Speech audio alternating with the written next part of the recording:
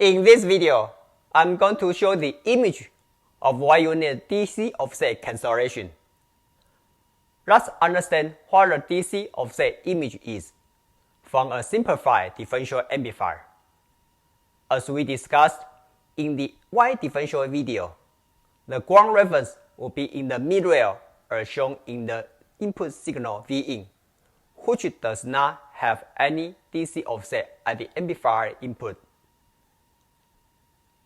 Unfortunately, the differential devices may have a random mismatch of the geometry size in width and length to cause the DC offset. Please be advised the mismatch will not only come from the active devices, but also the passive devices. Also, the mismatch will not only come from the device's geometry size, but also its physical properties.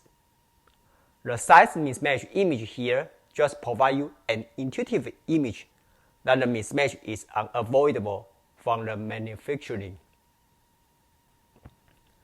Due to the mismatch, even though there is no DC offset at the input, the output will have a DC offset after the amplifier as shown here. If the amplifier is in a linear operation range, the output swing will be the input swing VSW times the gain AV, even though the mismatch or DC offset occurs. If that's the issue, the output swing is still greater than the input swing to provide a low bit array. So, would the DC offset be an issue? If yes, think about your DC offset images for 5 seconds. From most circuit image videos, we've emphasized several times that the SerDes link would require a very low bit array target. So, the comparator's decision is very critical, and we may want the input swing of the comparator as large as possible. With the same power to achieve the same amplifier gain, both output swing without DC offset and with the DC offset should be the same.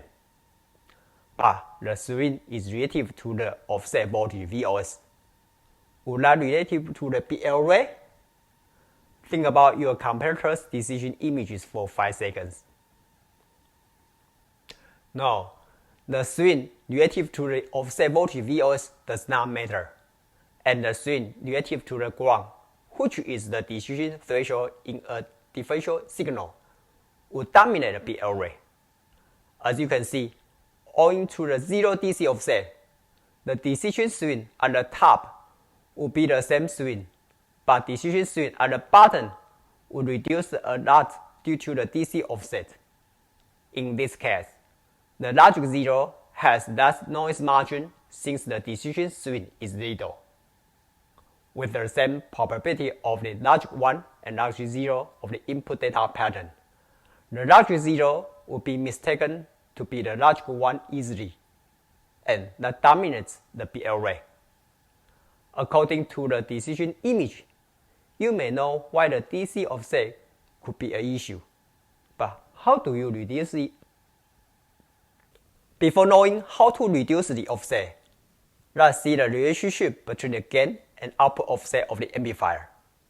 Initially, you may be wondering if the bigger output offset of the amplifier would make the worst bit array for the following sampler. Unfortunately, that might not be the case. The output DC offset not only depends on the device mismatch, but also on the DC gain of the amplifier. A greater DC gain will lead to a greater DC offset. Furthermore, the greater DC gain will come with the greater AC gain, but not the same, since what we care about is the decision swing, not the DC offset itself. A greater DC offset does not mean less decision swing. Instead, the AC swing could be greatly increased such that the decision swing could be still big at the big DC offset. The top output has the smaller DC offset, but the swing is little as well under gain AV1, so the decision swing V1 is not big. On the other hand, the bottom output has a greater DC offset, but the swing is much greater owing to its greater AC gain. So the decision swing V2 is still bigger than the V1, even though the DC offset is greater. If that's the case, how can we evaluate which case is better? Think about the input swing images for 5 seconds. Correct. The input swing of both cases is the same. Therefore, why don't you compare both offsets at the input with the same input swing? The input refer offset should provide a fair information between the different cases. But how to get the input refer offset? Bingo! Since the output offset would be the DC gain times the input offset, then the input refer offset can be obtained by taking the output offset divided by the amplifier's DC gain. From the input refer offset, we may know the input mismatch is usually most contributor. So, what can we do to reduce the input refer DC offset? Think about your sizing images for 5 seconds. Right. Increasing the area of the differential input pair would be the most effective way. In addition, the amplifier requires high-speed operation, so the channel length should be minimal to the corresponding technology. Then, increasing the channel width would be your choice to reduce the DC offset. Would that work well?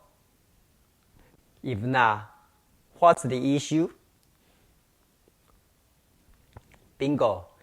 Increasing the channel width will increasing the both device and the passive capacitance.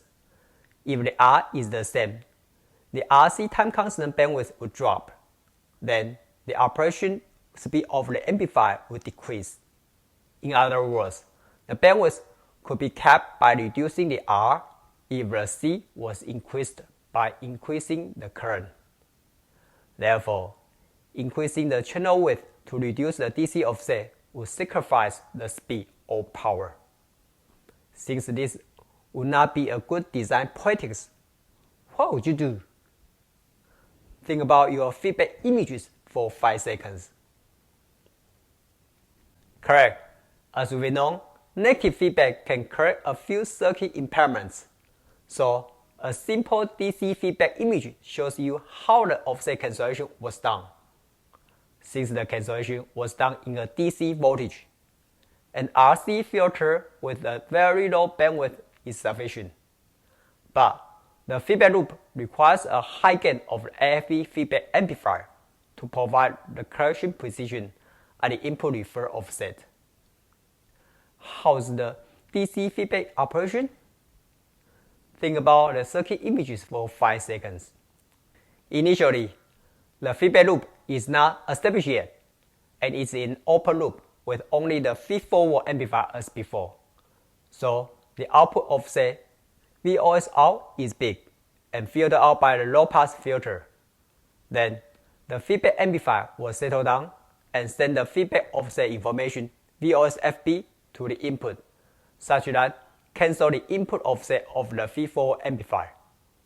Since the root gain is great, owing to the great gain of the feedback amplifier, the input refer offset would be near zero, and the output offset would be little as well.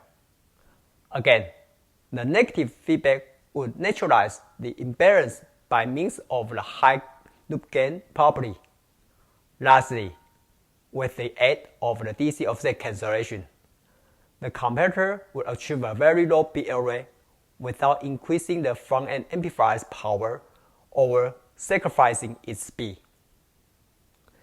Here are a summarized image of why you need a DC offset cancellation. For any amplifier, the mismatch of the input differential pair will cause the DC offset at the output, which is the input of the comparator. Therefore, the offset would increase the BL rate due to the decreased decision swing. To have a precise evaluation of the offset's impact, an input refer DC offset would be preferable to remove the dependency over the gain. In addition, the mismatch was greatly due to the size mismatch. Increasing the width would reduce the DC offset effectively, but not a good design practice due to the increased device or parasitic capacitance, and then lead to a high power or low speed amplifier to trade off the DC offset issue. In order to achieve a low bit array with low power and high speed service, the DC offset cancellation is a must, which could be implemented with a high gain DC amplifier as a negative feedback correction loop. Lastly, the feedback amplifier only requires a great DC gain but not a high bandwidth, so the power should be very little, which is opposite of the FIFO high-speed signal amplifier. Thanks for watching. Before you go, if you are benefiting from those circuit images, I would love to hear you, and please share your comments down below. Lastly, please share the video link with people who may be benefiting from it.